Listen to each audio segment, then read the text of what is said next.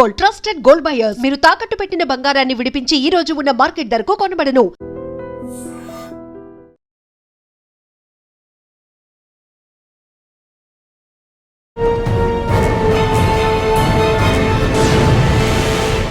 Welcome to crime diaries. ఈ వారం మన గెస్ట్ 1996 బ్యాచ్ పోలీస్ ఆఫీసర్, పేరు టి సాయి మనోహర్ గారు, డీసీపీ ట్రాఫిక్, సైబరాబాద్.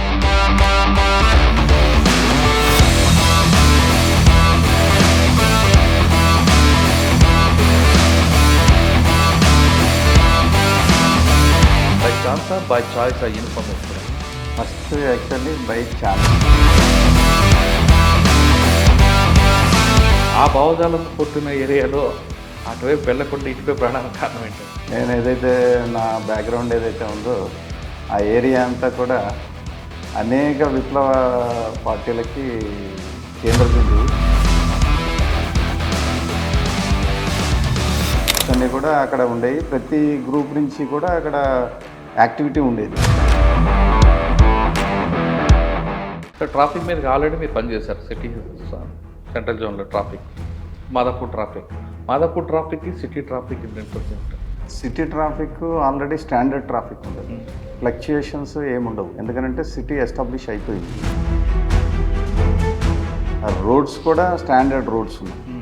ఇదంతా కూడా ఐటీ హబ్. ఈ ఐటీ హబ్ అంతా కూడా రహేజా కానీ, ఫైనాన్షియల్ డిస్ట్రిక్ట్ కానీ. ఈ రోడ్లో 1,20,000, ఈ రోడ్లో 1,20,000. అంటే రావడం పోవడం. రోడ్ సేఫ్టీ మంత్ కాబట్టి పబ్లిక్కి మీరు ఇచ్చే మెసేజ్ ఏంటి? ఏదైతే 2 వీక్స్ రోడ్ సేఫ్టీ మీద మేము క్యాంపెయిన్స్ చేయడానికి అన్ని ఏర్పాట్లు, కొన్ని రోడ్స్ ఇంప్రూవ్మెంట్స్ అనేది ప్రభుత్వం చేపడుతుంది, చేస్తుంది.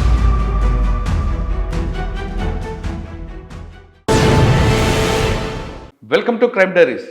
ఈ వారం మన గెస్ట్ 1996 బ్యాచ్ పోలీస్ ఆఫీసర్, పేరు టి సాయి మనోహర్ గారు, డీసీపీ ట్రాఫిక్, సైబరాబాద్ అనగానే మనకు ఎక్కువగా సాఫ్ట్వేర్ కంపెనీ కనిపిస్తుంటాయి.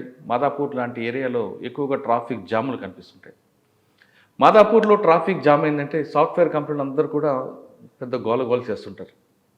అయితే ట్రాఫిక్ జామ్ని ఆపాలంటే కేవలం పోలీసులదేనా, ప్రజలతో బాధ్యత లేదా అనే అంశంపై మనతో మాట్లాడడానికి సాయి మనోహర్ గారు ఉన్నారు. సాయి మనోహర్ గారికి చాలా విషయాలు తెలుసు. సార్ నమస్తే అండి. నమస్తే. రోడ్ సేఫ్టీ మంత్ సందర్భంగా మీతో ఇంటర్వ్యూ పెడుతున్నానండి ట్రాఫిక్ మీద. కానీ మీ బ్యాక్ కెరీర్ తీసుకుంటే చాలా విషయాలు ఉన్నాయి, అవన్నీ తర్వాత ఇంటర్వ్యూలో పెట్టుకుంటాయి. ఓకే, ఈ రోడ్ సేఫ్టీ గురించి తీసుకుందాం. సైబరాబాద్లో మాదాపూర్ కానీ లేదంటే మీ ఎక్కడ చూసినా సరే ట్రాఫిక్ జామ్లు కనిపిస్తాయి. ఉదయం అవ్వదు, సాయంత్రం అవ్వదు, రాత్రి అవ్వదు.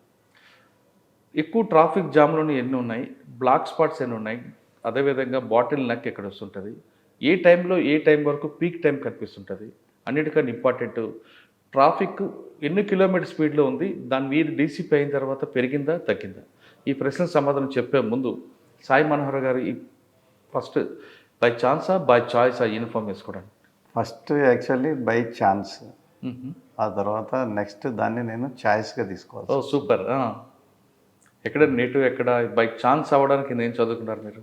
బై ఛాన్స్ నేను డిగ్రీనే చదువుకున్నాను. డిగ్రీ చదువుకొని ఫస్ట్ ఏదైనా ఉద్యోగం అయితే చాలు లైఫ్ లీడ్ చేయడానికి అనే ఉద్దేశంతో ఉన్న ఉద్యోగాలన్నీ అప్లై చేశాను. యాక్చువల్లీ పోలీస్ అవ్వాలని మొదలు నాకు లేకుండింది.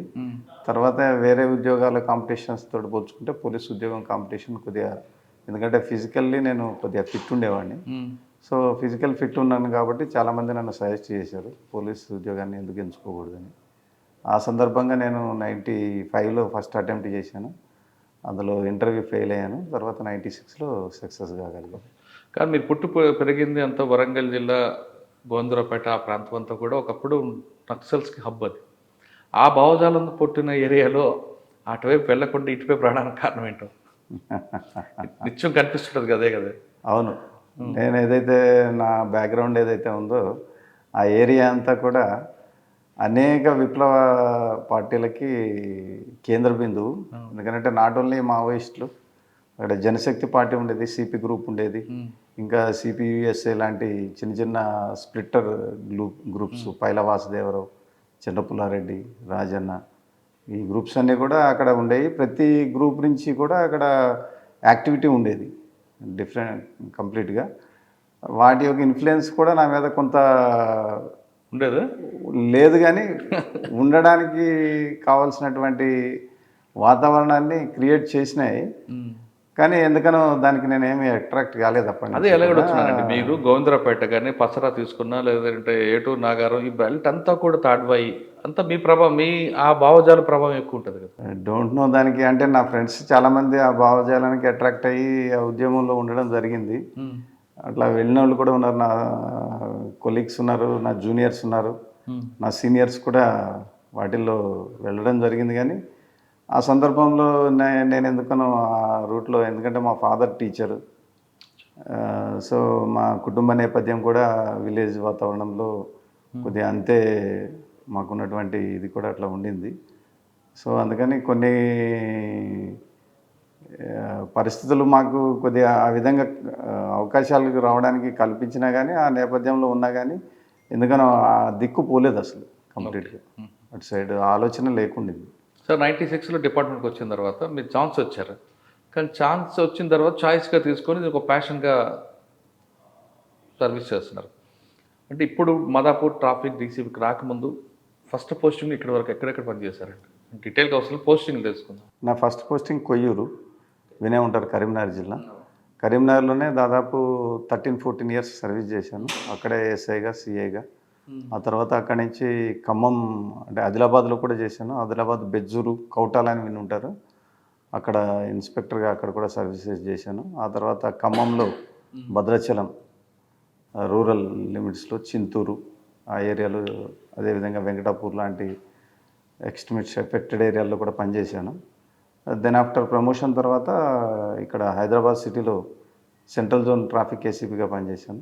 ఆ తర్వాత కుక్కట్పల్లి ఏసీపీగా పనిచేశాను. ఆ తర్వాత డిటీసీ మహబూబ్ నగర్లో, ఓఎస్డి కొత్తగూడెం, దెన్ నవ్వు ఇప్పుడు ఇక్కడ Madhapur DCP traffic Madhapur. Sir traffic మీద ఆల్రెడీ మీరు పనిచేశారు, సిటీ సెంట్రల్ జోన్లో ట్రాఫిక్, మాదాపూర్ ట్రాఫిక్. మాదాపూర్ ట్రాఫిక్కి సిటీ ట్రాఫిక్ డిఫరెన్స్ ఏముంటుంది? City traffic already standard traffic ఉంటుంది, ఫ్లక్చుయేషన్స్ ఏముండవు. ఎందుకంటే సిటీ ఎస్టాబ్లిష్ అయిపోయింది. సో అక్కడ ఉన్నటువంటి కమ్యూటర్స్ ఎవరైతే ఉంటారో వాళ్ళు స్టాండర్డ్ కమ్యూటర్స్ ఉంటారు, వాళ్ళకి స్టాండర్డ్ రూట్స్ ఉన్నాయి, వాళ్ళకి ట్రావెల్ చేయడానికి. ఆ రోడ్స్ కూడా స్టాండర్డ్ రోడ్స్ ఉన్నాయి, కమ్యూనిటీస్ కూడా స్టాండర్డ్ కమ్యూనిటీస్ ఉన్నాయి. సో అక్కడ ఎప్పుడూ కూడా ఒక రకమైన స్టాండర్డ్ ట్రాఫిక్ కంటిన్యూ ఉంటుంది. మాదాపూర్కి వచ్చే వరకు ఏమవుతుందంటే ఇదంతా కూడా ఐటీ హబ్. ఈ ఐటీ హబ్ అంతా కూడా రహేజా కానీ, ఫైనాన్షియల్ డిస్ట్రిక్ట్ కానీ, ఈ ఏరియాని తీసుకుంటే టీజీఐఎస్ లిమిట్స్ ఏదైతే ఉందో ఆ లిమిట్స్ని బేస్ చేసుకొని రెసిడెన్షియల్ కమ్యూనిటీస్ చాలా ఎక్స్ప్రెసివ్గా గ్రోత్ అవుతూ ఉంది. అంటే ఫర్ ఎగ్జాంపుల్ ఫైనాన్షియల్ డిస్ట్రిక్ట్ని బేస్ చేసుకొని చూసుకుంటే మనకి మోకిలా సైడ్ నుంచి ట్రాఫిక్ పెరుగుతూ ఉంది. ఒకప్పుడు ఓఆర్ఆర్ కొద్దిగా చాలా ఫ్రీగా ఉండేది. ఇప్పుడు మీరు ఓవరాల్ టోల్ గేట్ దగ్గర నుంచి కనుక తీసుకుంటే గచ్చిబౌలి స్టేడియం వరకు bumper to bumper complete ORR 4 lines కూడా, ఇటు 4 లైన్స్ అటు 4 lines complete bumper to bumper ఉంటాయి. అంటే ఆ ట్రాఫిక్ అంతా కూడా ఈ ఫ్లక్చుయేట్ అవుతూ ఉంటుంది. మార్నింగ్ ఒక రకంగా ఉంటుంది ఐటీ టైమింగ్స్లో, ఈవినింగ్ ఒక రకంగా ఉంటుంది, రిటర్న్ ట్రాఫిక్ ఎక్కువ ఉంటుంది.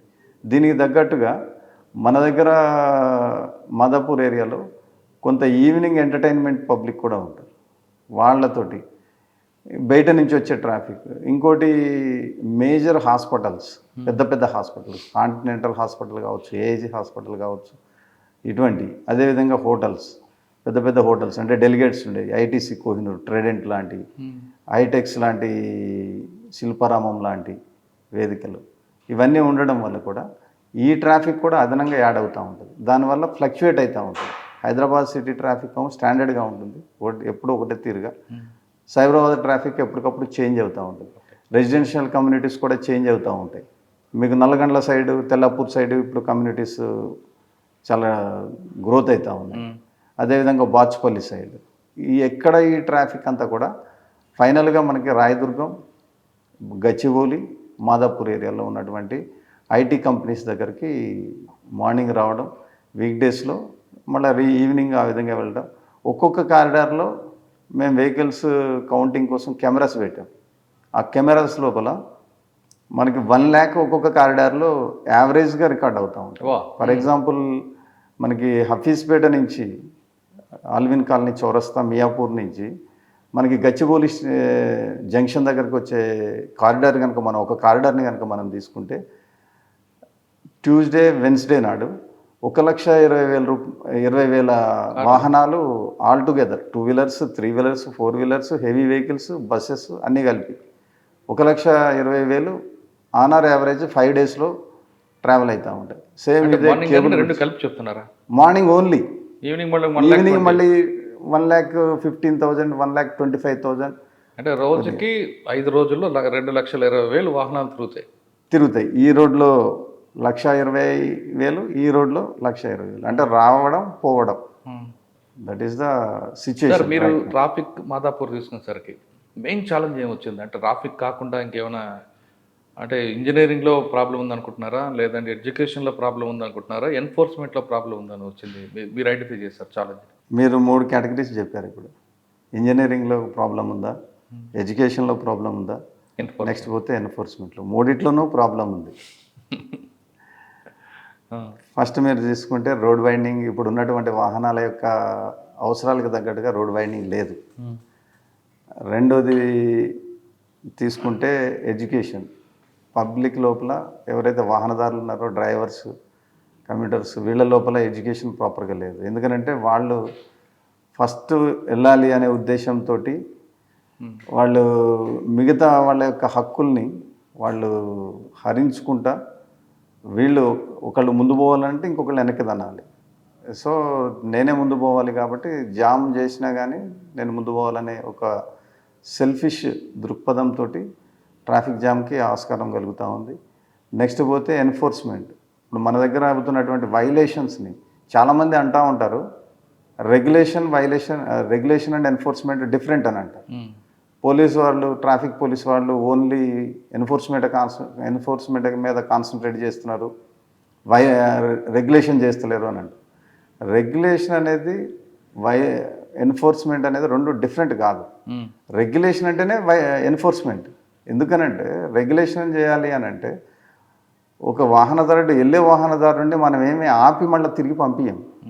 వెళ్ళే వాళ్ళని మనం ఎట్లా వెళ్ళనిస్తాం. ఆ వెళ్ళే వాహనదారుడికి అడ్డంగా ఉన్నటువంటి రాంగ్ పార్కింగ్ కావచ్చు, లేకపోతే ఆపోజిట్ డ్రైవింగ్ కావచ్చు, లేకపోతే నో ఎంట్రీ వెహికల్ కావచ్చు, అవి రావడం వల్ల ట్రాఫిక్ లోపల అంతరాయాలు ఏర్పడతాయి. ఈ అంతరాయాలు తొలగించడమే పోలీస్ పని. ఈ అంతరాయాలు ఇప్పుడు ఫర్ ఎగ్జాంపుల్ ఆపోజిట్ డ్రైవింగ్ వస్తున్నాడు, దాన్ని తొలగించాలి. మనం తొలగించాలంటే అతన్ని పట్టుకొని అతన్ని తిరిగి రైట్ వేలో పంపించాలి. ఈ పంపించే దృక్పథంలో రెండు ఉంటాయి. ఒకటి ఏంటంటే సింపుల్గా మనం విజిలేసి వాళ్ళని పంపించడం. రెండోది వాడు మళ్ళీ ఇంకోసారి చేయకుండా మనం ఎవ్రీ టైం గార్డ్ చేయలేం. సో కాబట్టి మనం డెఫినెట్లీ ఎన్ఫోర్స్మెంట్ చేయాలి.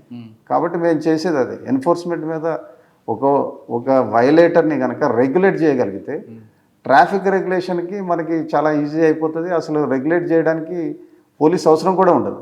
అందరూ కమ్యూటర్స్ రూల్స్ అన్నీ ఫాలో అవుతా రోడ్డు ప్రమాణాలని అనుకూలంగా వాళ్ళు జర్నీ చేసేటట్టుంటే అసలు ట్రాఫిక్ పోలీస్ అవసరమే లేదు.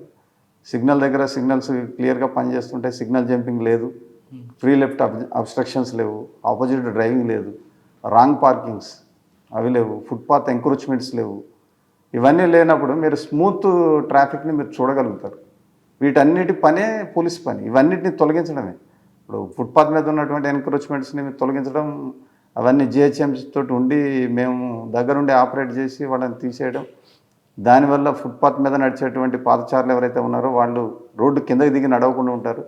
రోడ్డు కిందకి దిగి నడిస్తే రోడ్ సేఫ్టీకి ఇదవుతుంది, అంతరాయం కలుగుతుంది.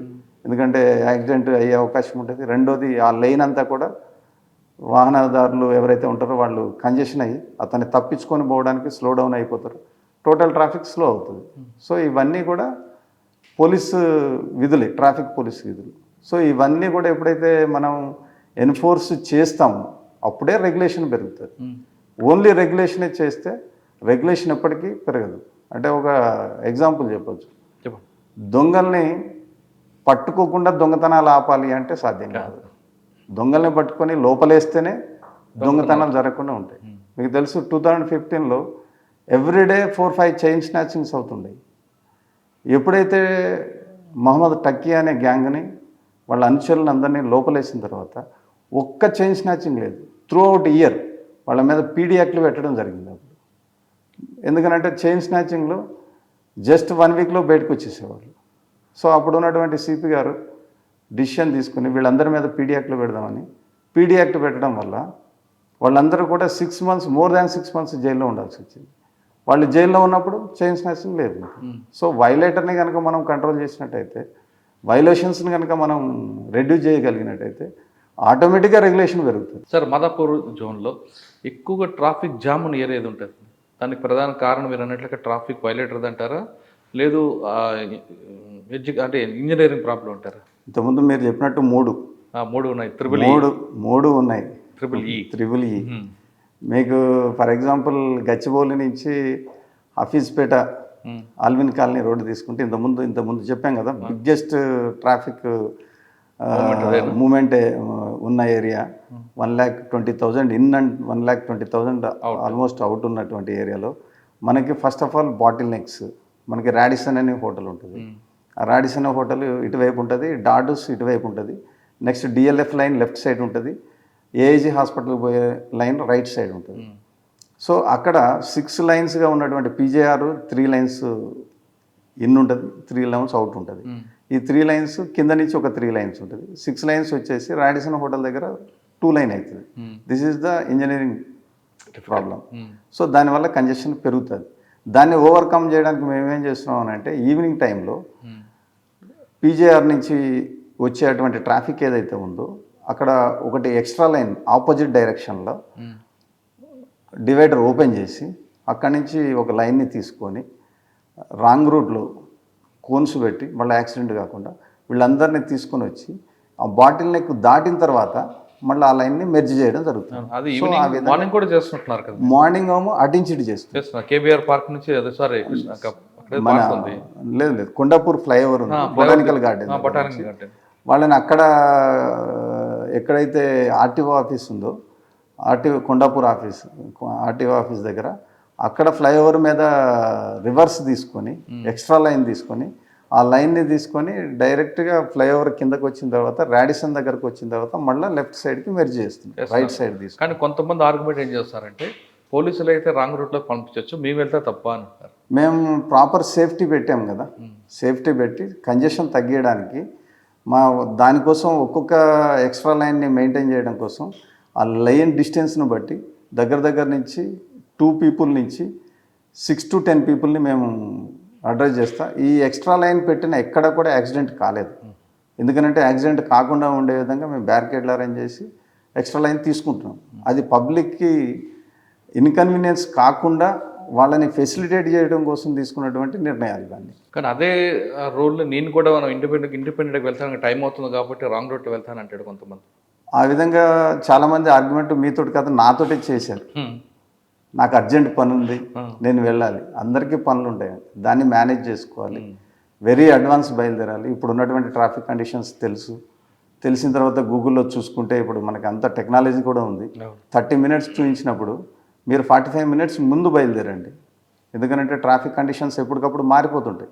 గూగుల్ ఇచ్చిన టైమింగ్ ఎప్పుడు కూడా కరెక్ట్గా రీచ్ కాలేదు. ఎందుకనంటే మనం రోడ్డు ఫస్ట్ చూసుకున్నప్పుడు ఉండే టైమింగ్ మనం రోడ్డు మీదకి వచ్చేటప్పటికి చేంజ్ అయిపోతుంది, ఫ్లక్చుయేషన్స్ ఉంటాయి.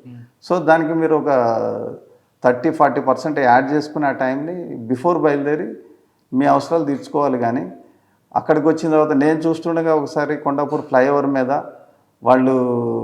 మేము వాళ్ళకి అనుకూలంగా ఏదైతే రాంగ్ రూట్లో ఎక్స్ట్రా లైన్ తీసుకున్నామో దాన్ని వాళ్ళు యూటిలైజ్ చేసుకొని వచ్చి అక్కడ యూటర్న్ చేసుకొని దాన్ని మళ్ళీ రివర్స్లో కిందకి రావడానికి ట్రై చేస్తున్నప్పుడు ఒక ఉమెన్ రైడర్ రైట్ రూట్లో వస్తా వీడు యూటర్న్ చేసుకునే క్రమం లోపల కన్ఫ్యూజ్ అయిపోయి వాడికి తగిలి కింద పడి దెబ్బలు తగిలి. సరే ఎఫ్ఐఆర్ చేయించాము, అది దట్ ఈస్ డిఫరెంట్. మేము చూస్తుండగా నాకు ఒక 50 meters డిస్టెన్స్లోనే. సో వాళ్ళందరికీ మేము విజ్ఞప్తి చేసేది ఏంటంటే మీకు అప్పుడు రోడ్ అనేది ఎట్లా ఉంటుంది అంటే మనకి కాన్ఫిడెన్స్ ఉంటుంది, నేను మేనేజ్ చేసుకోగలుగుతాను. కానీ అవతల నుంచి వచ్చేటువంటి రైడరు మిమ్మల్ని సరిగా గమనించకపోవచ్చు, వచ్చి యాక్సిడెంట్ అయ్యేదానికి అవకాశం ఉంటుంది. సార్ రాంగ్ రూట్లో వచ్చి యాక్సిడెంట్ అయిందనుకోండి, యాక్సిడెంట్ చేసిన వ్యక్తికి ఇన్సూరెన్స్ వస్తుందా? చేసిన వ్యక్తి, గాయపడ్డ వ్యక్తి కాదు. అంటే ఇక్కడ రాంగ్ రూట్లో ఎవరైతే వస్తారో వాళ్ళే యాక్సిడెంట్ చేసినట్టుగా మేము భావిస్తాం. ఎందుకంటే మేము ఇప్పుడు ఎఫ్ఐఆర్ కూడా అతను యాక్సిడెంట్ రాంగ్ రూట్లో వస్తుంటే అవతల నుంచి వచ్చిన వ్యక్తి వచ్చి తగిలినా కానీ, అది పెద్ద వాహనం అయినా కానీ, ఇంతకుముందు ఎట్లా ఉండేదంటే కాంట్రిబ్యూటరీ నెగ్లిజెన్స్ అని చెప్పేసి ఎవరైతే భారీ వాహనం ఉంటుందో ఆ భారీ వాహనాన్ని లైబుల్ చేస్తూ ఉండేవాళ్ళు. అవును. కానీ ఇప్పుడు అది లేదు. ఇప్పుడు ఎవరైతే రాంగ్ రూట్ ట్రావెల్ చేస్తున్నారో వాళ్ళ మీదే, అది చిన్న వెహికల్ కావచ్చు, అసలు అన్లైసెన్స్డ్ వెహికల్ కూడా కావచ్చు, వాళ్ళదే రెస్పాన్సిబిలిటీ మీదే వస్తుంది, వస్తుంది. ఇన్సూరెన్స్ రాదు. ఇన్సూరెన్స్ రాదు. ఓకే సార్, మీరు కొండాపూర్ మన మదీనాగుట్టు చెప్పారు ఒకటి. ఓకే, అలా జైంటి నుండి మాదాపూర్, ఇది కూడా ఇప్పుడు ఫుల్ ట్రాఫిక్ కనిపిస్తుంటుంది కదండి. ఎస్, మొదలు ఫస్ట్ నేను ఇది చెప్పడానికంటే ముందు జేఎన్టీయూ టు రాయదుర్గం మెట్రో ఏదైతే ఉందో అదే హైయెస్ట్ వాల్యూమ్ ఉండేది ఒకప్పుడు. పీజేఆర్ ఫ్లైఓవర్ అయిన తర్వాత కొద్దిగా ప్యాటర్న్ చేంజ్ అయింది. ఇంతకుముందు మీరు అడిగారు కదా హైదరాబాద్కి సైబరాబాద్కి డిఫరెన్స్ ఏంటి ట్రాఫిక్లో అని. హైదరాబాద్లో ఇంకా ఆ స్టాండర్డ్ అట్లనే ఉంటుంది, ఆ రోడ్లు అట్లనే ఉంటాయి. ఈ సైబరాబాద్లో ఏంటంటే డెవలప్మెంట్స్ అన్నీ దాన్ని బట్టి కమ్యూటర్ యొక్క ఆలోచన, కమ్యూటర్ యొక్క అవసరం చేంజ్ అవుతూ ఉంది. కాబట్టి అతడు తన అవసరాలకు తగ్గట్టుగా లాంగ్ అయినా కానీ రూట్ చేంజ్ చేసుకొని ట్రావెల్ చేస్తూ ఉన్నాడు. దానివల్ల మనకి ఇప్పుడు లీ మెరిడియన్ రూట్ అంటాము, అదే రేడిసన్ రూట్, అదే Alwyn colony to Gachibowli junction road, అది కొద్దిగా హెవీగా ఉంది. రేపు ఇది హెవీగా ఉంటుందని చెప్పలేము, రేపు పొద్దున అది చేంజ్ కావచ్చు మళ్ళీ. సార్ అలా అదే విధంగా ఇంకొక రూట్ ఏముందా మీకు? మాదాపూర్ జూబ్లీచ్ మీరు అన్నట్టు జేఎన్టీయూ నుంచి రాయదుర్గం మెట్రో ఒకటి ఉంది. నెక్స్ట్ పోతే హఫీజ్పేట నుంచి గచ్చిబౌలి జంక్షన్కి వచ్చేటువంటి రోడ్, అది కూడా ఆల్మోస్ట్ 1 lakh రీచ్ అటు ఇటుగా 80,000 90,000 ఆ విధంగా అవుతుంది. నెక్స్ట్ రోడ్ నెంబర్ 45 నుంచి మనకి ఏఐజీ హాస్పిటల్ రోడ్ ఉంది, ఐకియా.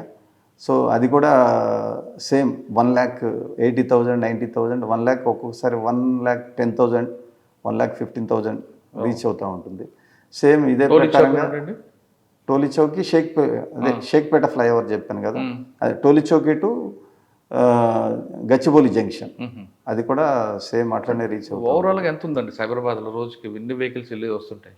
అప్రాక్సిమేట్లీ మీకు సైబరాబాద్ మొత్తం అని అంటే మీకు జేఎన్టీయూ, మియాపూర్, కూకట్పల్లి ఆ రూట్ని కనుక మనం కొద్దిగా ఎక్స్క్లూడ్ చేస్తే మీకు రాయదుర్గం, గచ్చిబౌలి, మాదాపూర్ ఈ ఏరియాలో మేము ఏర్పాటు చేసిన కెమెరాలకు అనుగుణంగా ఏవైతే ఆ స్ట్రెచెస్లో ఉన్నటువంటి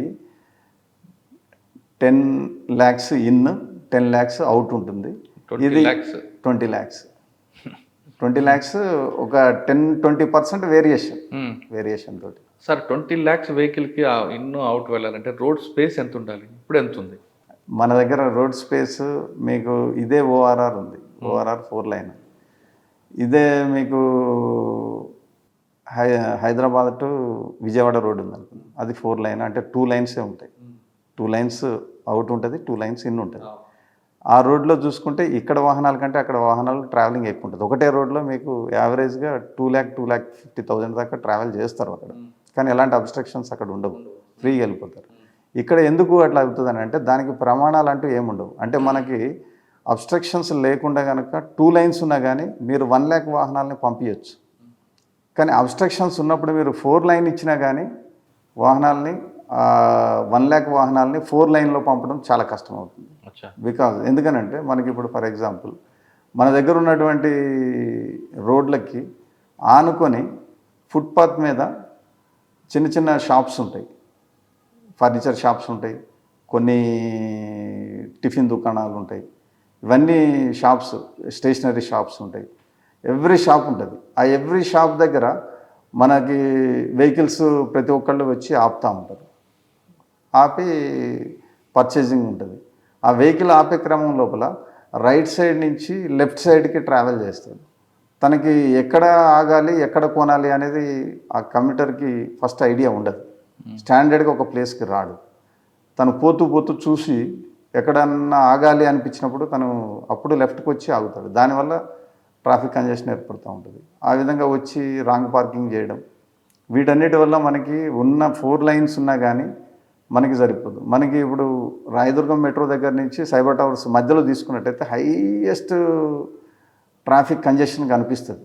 మీరు ఎప్పుడన్నా చాలామంది సీనియర్ ఆఫీసర్లు కూడా అంటారు, అమ్మో సైబర్ టవర్స్ దగ్గర నుంచి రాయదుర్గం మెట్రో సైడ్ నేను రాను ఆ రూట్లో అన్నట్టు మాట్లాడుతూ ఉంటారు.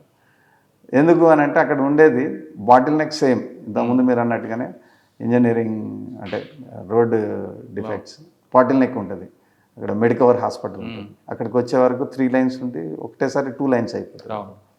సో ఇప్పుడు ర్యాంపు కట్టి అన్ని టెండర్స్ అయిపోయినాయి. అది కూడా రోడ్డు వైడనింగ్ అవుతుంది. ఎక్స్పెక్టెడ్లీ ఒక 6 months అంటే స్టార్ట్ అవుతుంది వర్క్. స్టార్ట్ అయితే ఒక 6 months 1 yearలో కంప్లీట్ అవుతుంది. అక్కడ నుంచి కొంచెం ముందుకు వచ్చాక మీరు చెప్పినట్టు ఫుట్పాత్ మీద షాపులు ఉంటాయి. షాప్ ఇక్కడ రోడ్డు మీద పెడితే మీ వాళ్ళు చలానా తీస్తారు, పార్కింగ్ పోయినా పార్కింగ్ లేదు, మరి అక్కడ కూడా ట్రాఫిక్ జామ్ అవుతుంటుంది. ఇప్పుడు చాలామంది అడిగినప్పుడు మరి ఎక్కడ పెట్టమంటారు సార్ బండి అంటారు. నేను మెడికల్ షాప్కి వచ్చాను సార్, మెడిసిన్ తీసుకోవాలి, నేను వెహికల్ ఎక్కడ పెట్టాలంటే మెడికల్ షాప్ పోతానే చూస్తేనేమో చాలా చిన్నగా ఉంటుంది మెడికల్ షాప్. వాళ్ళు పార్కింగ్ ఒక వెహికల్ పార్క్ చేసే అంత ప్లేస్లోనే షాప్ నడుస్తుంటుంది. వాడు మళ్ళీ పార్కింగ్ కోసం ప్లేస్ అనేది వాడు ప్రొవైడ్ చేయలేడు. అతని యొక్క ఉద్దేశం ఏంటంటే పాదచారులు వచ్చి కొనుక్కపోవాలనే ఉద్దేశంతో షాప్ని ఎస్టాబ్లిష్ చేస్తారు. మన వాళ్ళు అసలు నడవడం అనేదే మర్చిపోయారు కంప్లీట్గా. అంటే నాట్ ఓన్లీ పబ్లిక్, అందరూ అట్లాగే ఉన్నారు. వెహికల్ వేసుకొని వెళ్ళాలి, వెహికల్లోనే ఆగాలి, ఆ వెహికల్లోనే కూర్చొని సీట్లోకి వెళ్ళి దిక్కుండానే ఆర్డర్ చేస్తూ ఉంటాడు. వాట్ ఎవర్ ఇట్ మేబీ, నాకు ఇది కావాలి అని ఆర్డర్ చేస్తుంటాడు. వాడు వచ్చి ఏం కావాలని అడుగుతుంటాడు, తీసుకొచ్చి ఇక్కడే పేమెంట్ చేస్తుంటాడు. అట్లా ఇటువంటి టైప్ ఆఫ్ పర్సన్స్ కొంతమంది ఉంటే, కొంతమంది బండి ఆపుతారు, దిగి వెళ్తారు, వెళ్ళి చేసుకొని వస్తారు. సరే బండి ఆపి వెళ్ళాడు అనుకోండి, ట్యాబ్లెట్ కొన్నాక డోలో ట్యాబ్లెట్ కొంటాడు ఓ 10 రూపాయలు, కానీ ఈలోగా మీరు ఫోటో తీస్తారు, తీసి 500 రూపాయలు ఫైన్ వేస్తారు. 1000 రూపీస్ 1000 రూపీస్ నో పార్కింగ్ అంటే అప్పుడు డోలో ట్యాబ్లెట్ ఎంత తినట్లు 1000 రూపాయలు. నేను మా వాళ్ళకి కూడా అదే చెప్తున్నాను. వాళ్ళు టిఫిన్ చేయడానికి మీకు ఐకియా దగ్గర ఐటీసీ కోహినూరు పక్క లైన్లో మీకు ఒకప్పుడు చాలా ఫ్రీగా ఉండేది. ఆ రోడ్ చాలా పెద్దగా ఉండేది. వెళ్తుంటే మనం ఒక్కళ్ళమే ఉన్నామా అనే ఫీలింగ్ ఉండేది. కానీ ఇప్పుడు బంపర్ టు బంపర్ ఉంటుంది. ఆ రోడ్లో చాలా టిఫిన్ సెంటర్స్ ఉంటాయి. ఎందుకు టిఫిన్ సెంటర్స్ దగ్గరకు వస్తారు అని అంటే తక్కువ ప్రైస్ ఉంటుంది, ఒకటి టేస్టీగా కూడా మేబీ ఉండొచ్చు. కొంత వాళ్ళు ప్రమాణాలు కూడా సరిగా పాటిస్తలేరు ఫుడ్ కాంపిటీషన్ కాబట్టి. సో అక్కడ వాళ్ళు 20 రూపీస్ టిఫిన్ కోసం వస్తారు, సేవింగ్ 20 రూపీస్ చేస్తాడు. బయట ఇడ్లీ తింటే 40 రూపీస్ అవుతుంది, పార్కింగ్ ఉంటుంది, ఎవ్రీథింగ్ ఉంటుంది. మినర్వా కేఫ్ కావచ్చు, ఇంకా వాటర్ మేబీ ఏదైనా కావచ్చు. కానీ ఇక్కడికి వచ్చి ఆ 20 రూపీస్ సేవ్ చేసుకుంటారు. కానీ 1020 రూపీస్ ఇడ్లీ కాస్ట్ ఫైనల్గా టిఫిన్ కాస్ట్ అయిపోతుంది. సో అది పబ్లిక్ గమనించాలి. మేము కూడా చాలాసార్లు మా సిబ్బంది కూడా చెప్పేది అదే, వాళ్ళతో మీరు మాట్లాడండి. మీరు ఇప్పుడు తిన్న టిఫిన్ కాస్ట్ 1020 రూపీస్ అయ్యింది. సో అప్పుడు వాళ్ళలో కొద్దిగా బిహేవియర్ చేంజెస్ రావాలి. పబ్లిక్ లోపల బిహేవియర్ చేంజెస్ రానంత వరకు ట్రాఫిక్ మెరుగుపడుతుంది అనుకునేది మాత్రం భ్రమ. సార్ టెక్నాలజీ పెరిగింది, ఏఐ లాంటివి వచ్చాయి. ఇది వాటితో కొన్ని స్టేట్స్ ఏం చేస్తున్నాయంటే ఎక్కడ జామ్ అవుతుందో దాని డ్రోన్ ద్వారా వెళ్ళడం, ముందే క్లియర్ చేయడం, లేదా ఎఫ్ఎం ద్వారా కానీ లేదా మీకున్న సోషల్ మీడియా ద్వారా కానీ ముందుగా ట్రాఫిక్ డ్రైవర్కి అంటే 4 వీలర్ అవ్వచ్చు 2 వీలర్ ముందే అలర్ట్ చేయడం, అంటే మనం 3 కిలోమీటర్లు వస్తుంది. పర్టికులర్గా కొన్ని స్టేట్స్ ఏ టెక్నాలజీ ఎక్కువ వాడుతున్నాయి, అది వాడి సైబరాబాద్లో ఏమైనా డెవలప్మెంట్ చేస్తున్నారా? ఇప్పుడు ఆల్రెడీ దాని దిశగా అడుగులు వేస్తుంది. ఆల్రెడీ మన దగ్గర కెమెరాస్ ఇన్స్టాల్ చేసాం, ఏఎన్పిఆర్ కెమెరాస్ ఇన్స్టాల్ చేసాం. దానికి కంట్రోల్ రూమ్ కూడా అరేంజ్ చేయడం జరిగింది. కంట్రోల్ రూమ్లో నుంచి ఆపరేట్ చేస్తుంటారు వాళ్ళు. మీరు అన్నట్టు డ్రోన్ కెమెరాస్ ఇంకా వాడడం లేదు. ఇప్పుడు కొత్తగా ఆలోచన ఉంది, ఆ విధంగా పర్చేజ్ చేసి రోడ్ అంతా కూడా డ్రోన్ తోటి మానిటర్ చేయాలనేది ఏఐ టెక్నాలజీ తోటి. ఇమ్మీడియట్గా ఎక్కడైతే అబ్స్ట్రక్షన్స్ ఉన్నాయో అవన్నీ కూడా వాళ్ళు సిమ్ బేస్డ్ ఉండి వాళ్ళు కాంటాక్ట్ చేసే విధంగా. కానీ అది ఇంకా టైం పడుతుంది. ఇంకా అది మనకి బడ్జెట్ ప్రాబ్లమ్స్ ఇంకా ఇవన్నీ ఉంటాయి, టెండర్ ప్రాసెస్ ఇవన్నీ కూడా. కానీ ప్రజెంట్ మాత్రం మీరన్న విధానాన్ని మాన్యువల్గా మేము వాడుతున్నాము. ఏఎన్పిఆర్ కెమెరాస్ ద్వారా ఆ కెమెరాస్ని కంట్రోల్ నుంచి మానిటర్ చేస్తుంటాము. 360 డిగ్రీస్లో వాటిని తిప్పుతుంటాము. హై రైజ్ కెమెరాస్ కూడా పెట్టించాము. ఫర్ ఎగ్జాంపుల్ మనకి స్కై హై మీద కెమెరా ఉంది. అదేవిధంగా మహావీర్ బిల్డింగ్ మీద camera ORR throughout toll gate దగ్గర నుంచి మనకి గచ్చిబౌలి జంక్షన్ వరకు మానిటర్ చేస్తూ ఉంటారు. మా సిబ్బంది అంతా కూడా ట్రాఫిక్ సిబ్బంది అంతా కూడా ఆ కెమెరాస్ని చూసుకొని ఎవరి మానిటర్లో వాళ్ళు చూస్తూ ఎక్కడైనా కనుక కంజెషన్ అయినప్పుడు లేదంటే విఐపి మూవ్మెంట్ అవుతున్నప్పుడు దాన్ని ఎప్పటికప్పుడు మానిటర్ చేస్తూ కంట్రోల్ రూమ్ నుంచి ఫీల్డ్ ఆఫీసర్స్కి ఇన్స్ట్రక్షన్స్ ఇస్తూ ఉంటారు. దాన్ని బట్టి మేము ఆ కంజెషన్స్ కానీ లేకపోతే జామ్స్ కానీ what ever it may be అవి క్లియర్ చేయడానికి చిన్న చిన్న యాక్సిడెంట్స్ అవుతాయి. వాళ్ళు అక్కడే ఉండి గొడవ పెట్టుకుంటూ ఉంటారు. వాళ్ళని క్లియర్ చేసే వరకు ట్రాఫిక్ అంతా ఆగిపోతుంది. అదేవిధంగా బ్రేక్ డౌన్స్, ఇప్పుడు మాకు పెద్ద హెడేక్ బ్రేక్ డౌన్స్ ఏమంటే బ్యాటరీ వెహికల్స్. ఇంతకుముందు వెహికల్ ఏదైనా ఆగితే దాన్ని పక్కకి నెట్టేసేది. కన్సర్న్ డ్రైవర్ సహాయం తీసుకొని మా ట్రాఫిక్ సిబ్బంది ఇమీడియట్గా వెళ్ళి అక్కడ బ్రేక్ డౌన్ అయింది అనగానే మనకి కంట్రోల్ నుంచి చెప్పగానే అక్కడ ఎంసీ ఉంటాడు లేదంటే టీటీఐ ఉంటాడు. ఇమీడియట్గా వెళ్ళిపోయి దాన్ని పక్కకి నెట్టేసి లైన్ క్లియర్ చేసేవాడు. ఈ బ్యాటరీ వెహికల్స్ వచ్చిన తర్వాత 4 వీల్స్ లాక్ అయిపోతుంది. పక్కకి నెట్టడానికి అవి కదులుతలేవు. ఇంకోటి వాటిని క్రేన్ పెట్టి తీద్దామన్నా కానీ ఫ్రంట్ పోర్షన్ పైకి లేపుతాము, బ్యాక్ పోర్షన్ రోడ్డు మీదే ఉంటుంది. దానివల్ల రోడ్డు మీద టైర్ రాకుండా పోతా రోడ్ ఖరాబ్ అవుతుంది, టైర్స్ ఖరాబ్ అవుతున్నాయి, ఇంకోటి డిలే అయిపోతుంది ఎందుకంటే రావట్లేదు.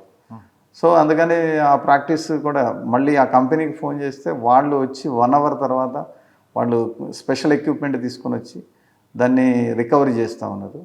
అది ఇప్పుడు ఒకటి ఇదొక రకమైన హరాస్మెంట్ అయిపోయింది ట్రాఫిక్లో.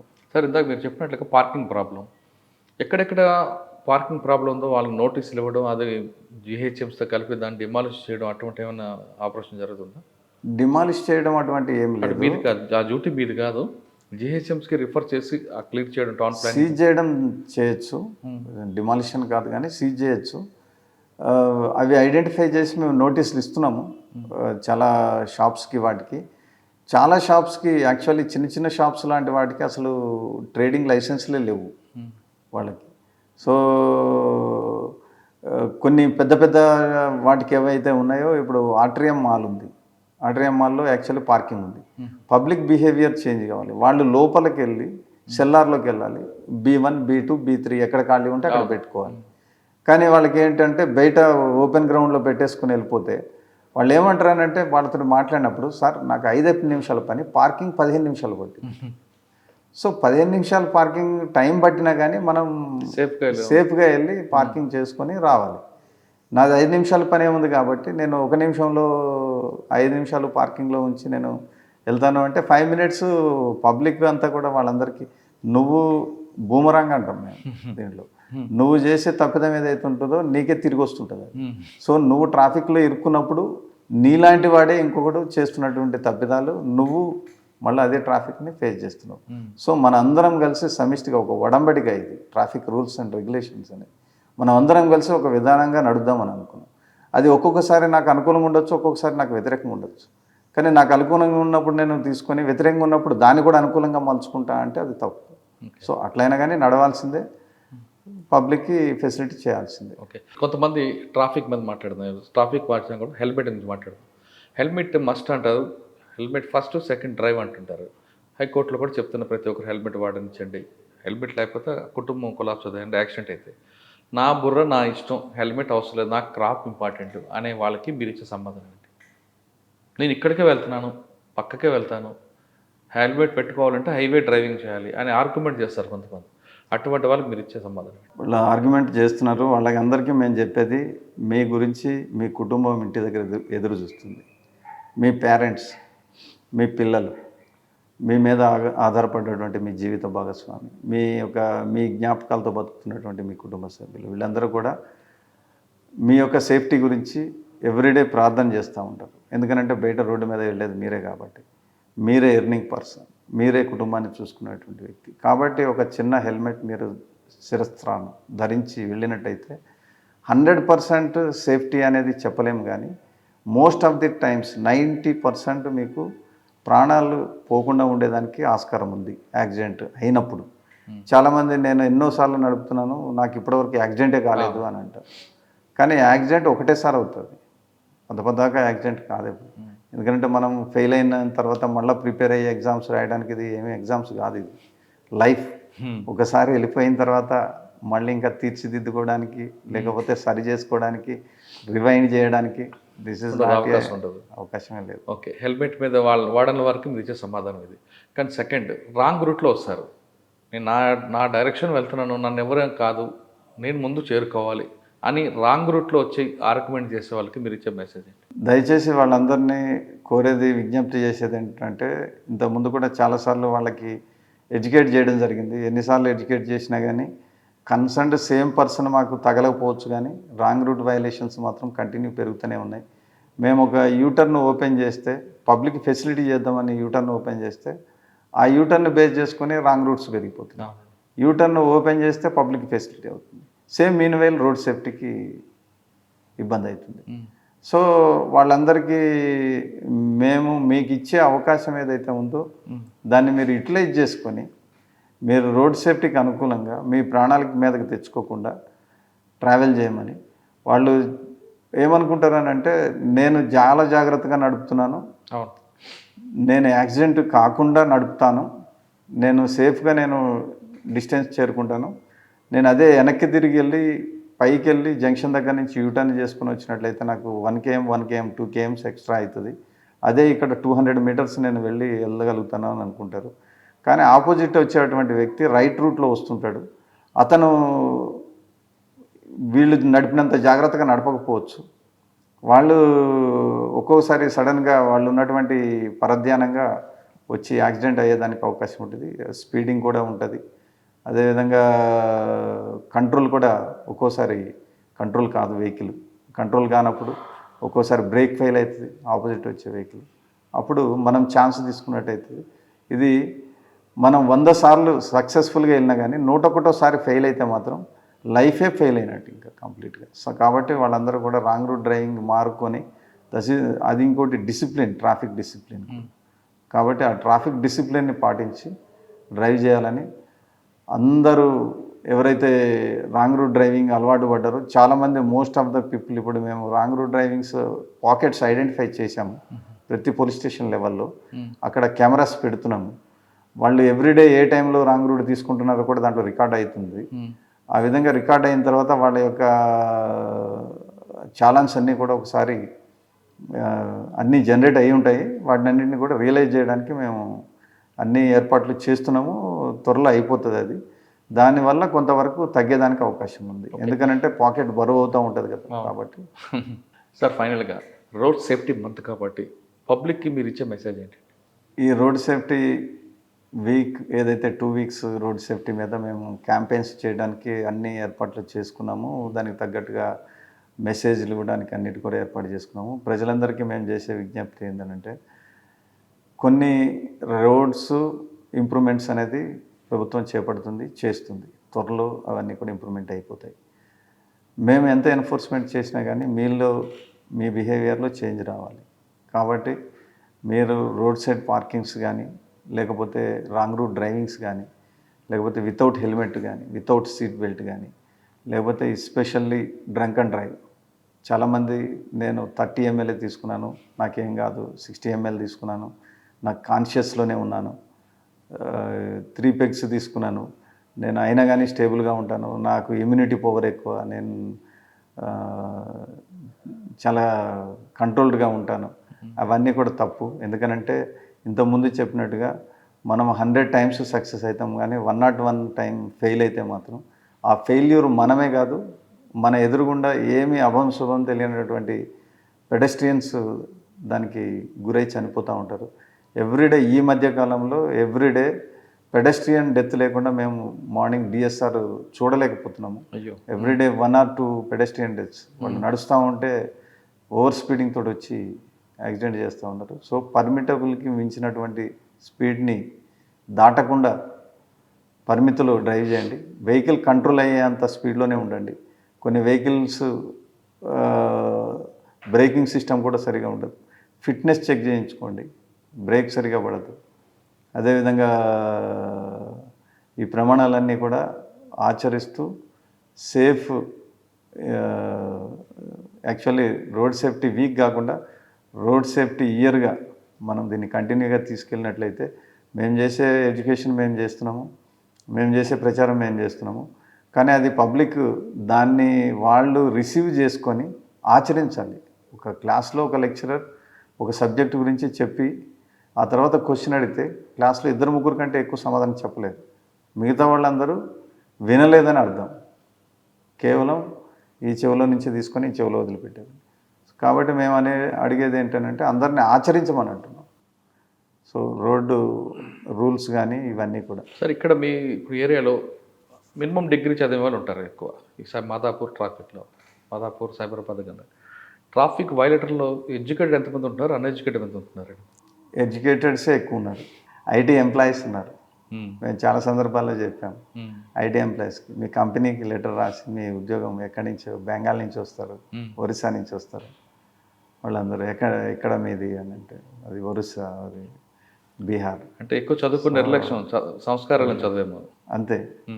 మీరే పాటించకపోతే ఐటీ ఎంప్లాయీస్ ఇంకా కామన్ మెన్ ఎవరు పాటిస్తారు? ఎందుకంటే ఇక్కడ ఉండే వాళ్ళు అన్ఎడ్యుకేటెడ్స్ అంతా లేబర్, వాళ్ళకి వెహికల్ పెద్దగా ఉండదు, ఉంటుంది వాళ్ళకి ఉండేది 10%, 20%. మిగతా కమ్యూటర్స్ పోల్చుకుంటే వాళ్ళకి ఓ 10-15% వెహికల్స్, 2 వీలర్స్ ఆ కంపెనీ ఇచ్చిందో, లేకపోతే ఏదో కొంతమంది జొమాటో ఇవి ఎక్కువ ఉన్నాయి, స్విగ్గీ జొమాటో లాంటి వెహికల్స్. స్విగ్గీ జొమాటో అన్నారు కదా, వాళ్ళు కూడా అసలు భయంకరంగా రాంగ్ రోడ్లో వస్తారండి, వాళ్ళ నుండి ఎక్కువ యాక్సిడెంట్లు అవుతున్నాయని ఈ మధ్య రిపోర్ట్స్ వస్తున్నాయి. మరి వాళ్ళని కంట్రోల్ చేయడానికి ఏం చేస్తున్నారు?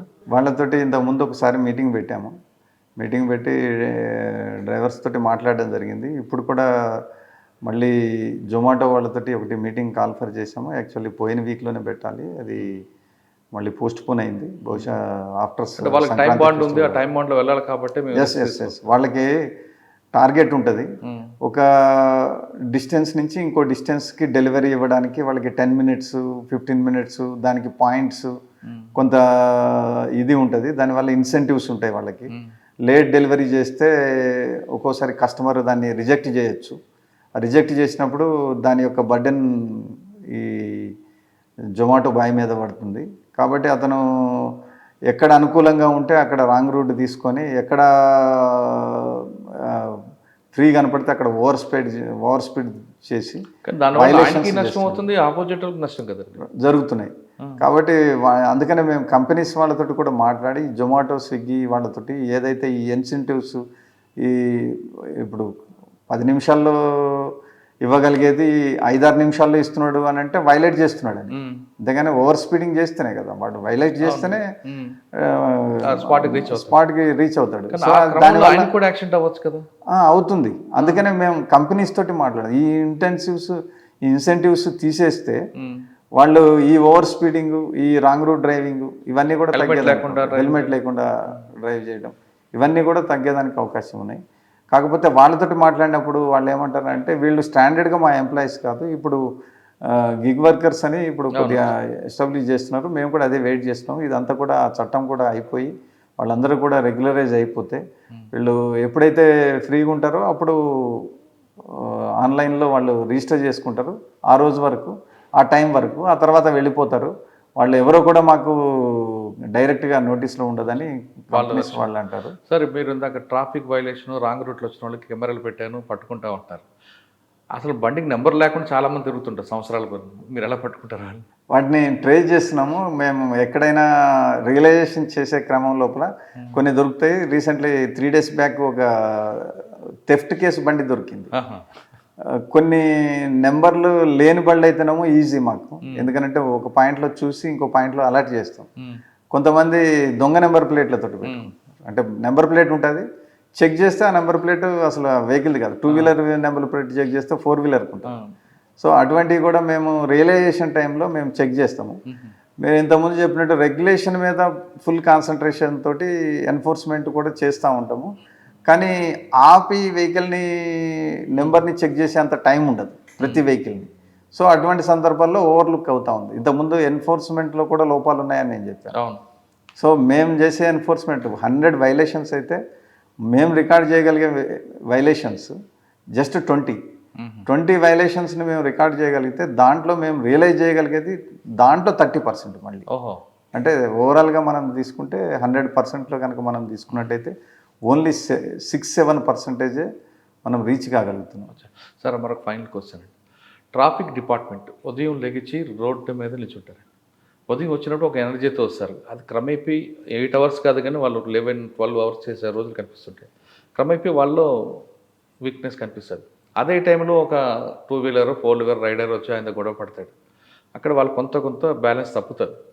ఎందుకంటే ఉదయం ఉన్న ఎనర్జీ వేరు, సాయంత్రం ఎనర్జీ వాళ్ళు అక్కడ బరస్ట్ అవ్వడం, లేదా వాళ్ళ ఉదయం నుంచి డ్యూటీ మీద ఉన్న పొల్యూషన్ అన్నీ పీల్చడం వల్ల అటువంటి వాళ్ళకి కౌన్సిలింగ్ చేయడం, వాళ్ళకి మోటివేషన్ చేయడం, వాళ్ళకి హెల్త్ ఇష్యూలో సపోర్ట్ చేయడం అంటే చేస్తుందా గవర్నమెంట్?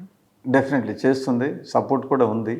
మేము కూడా సీనియర్ ఆఫీసర్స్గా మా సిబ్బందికి కూడా సపోర్ట్ చేస్తున్నాము. మేము కమ్యూటర్స్ కూడా విజ్ఞప్తి చేస్తూ ఉన్నాము. వాళ్ళకి ఎవ్రీ టైం కూడా మేము అదే చెప్తా ఉన్నాము. మా కానిస్టేబుళ్ళు మీకు ఫెసిలిటీ చేయడానికే రోడ్డు మీద నిలబడి ఉద్యోగం చేస్తున్నారు. వాళ్ళు వాళ్ళ కోసం కాదు, మిమ్మల్ని త్వరగా ఇంటికి పంపించాలని. ఎందుకనంటే మీరందరూ ఇళ్ళకి వెళ్ళిన తర్వాతే మేము లాస్ట్గా ఇంటికి వెళ్తాం. అది నైట్ 10 కావచ్చు, 10:30 కావచ్చు, 11 కావచ్చు, 12 కావచ్చు. ట్రాఫిక్ ఫ్రీ అయిన తర్వాతే ట్రాఫిక్ కానిస్టేబుల్ ట్రాఫిక్ను వదిలిపెట్టి ఇళ్ళకి చేరుతారు.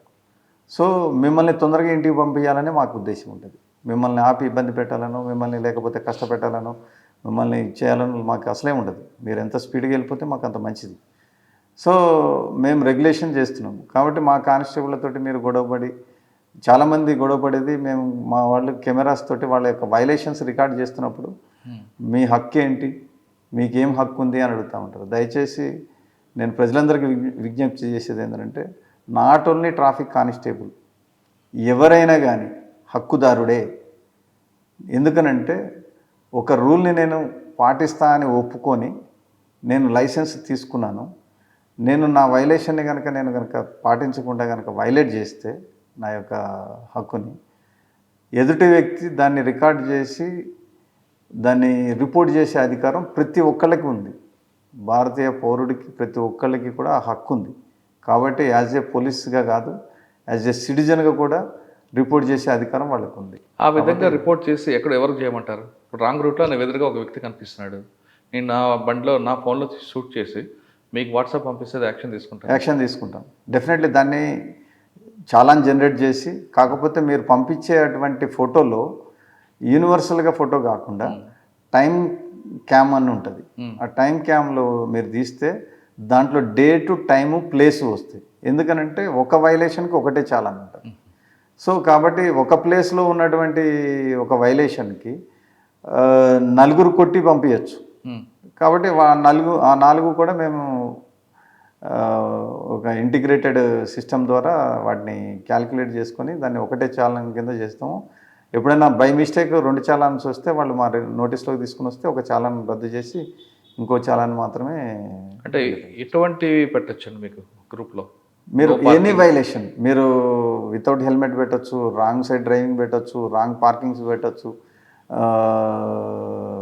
నో ఎంట్రీ వెహికల్స్కి సంబంధించి heavy vehicles, over projection vehicles, without seat belt, ఏదైనా మీరు రికార్డ్ చేసినప్పుడు ఆ టైము, డేటు, ప్లేస్ ఈ 3 వచ్చే విధంగా ఫోటోలో మీరు కనుక టైం క్యామ్ అని ఉంటుంది, దాంట్లో ఫోటో తీసి మాకు పంపించినట్టయితే కనుక మేము జనరేట్ చేస్తాం. సార్ కొంతమంది నో పార్కింగ్లో వచ్చి బండి ఎక్కడ పెట్టాలి పార్కింగ్ కోసం అనుకోండి, మీ వాళ్ళతో ఇక్కడ గొడవ చేస్తుంటారు.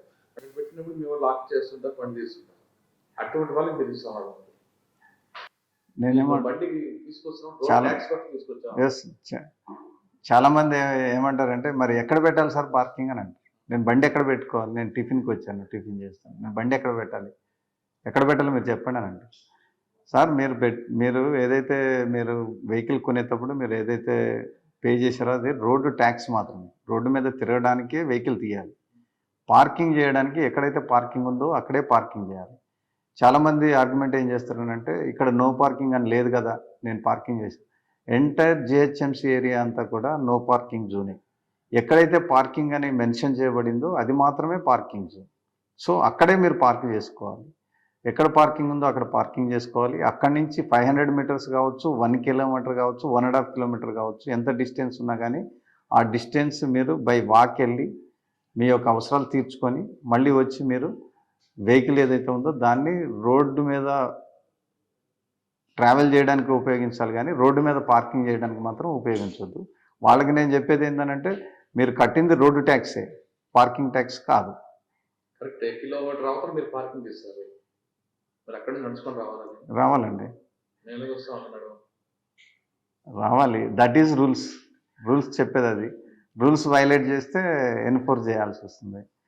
సో పబ్లిక్ బిహేవియర్లో చేంజ్ రావాలి. సార్ ఇంకొకటి, కొన్ని మంది వెహికల్స్ రోడ్ సైడ్ పెట్టి పార్కింగ్ వెళ్ళిపోతుంటారు, పాత వెహికల్స్ అలా సంవత్సరాలు తగ్గట్టు ఉంటాయి వెహికల్స్. అటువంటి వెహికల్స్ తీయడానికి ఏమైనా ఎన్ఫోర్స్మెంట్ చేస్తున్నారు? చేస్తున్నామండి. అది వాళ్ళు ఆ సొసైటీ వాళ్ళు, అక్కడ కమ్యూనిటీ వాళ్ళు ఎవరైనా మా నోటీస్లోకి తీసుకొచ్చినప్పుడు ఈ వెహికల్ ఒక 1 month నుంచి ఇక్కడే పెట్టున్నారు అని అంటే ఆ వెహికల్ని మేము టోయింగ్ చేసి తీసుకొని వచ్చి, వాళ్ళు కొన్ని సందర్భాల్లో వాళ్ళు ఇక్కడ పెట్టేసి వెళ్ళిపోతుంటారు. వెళ్ళిపోయి ఎప్పుడు ఉంటుందిలే ఉండని అన్నట్టుగా ఉంచేస్తారు. కొన్నేమో బ్రేక్ డౌన్ అయినప్పుడు పెట్టేసి వెళ్ళిపోతుంటారు.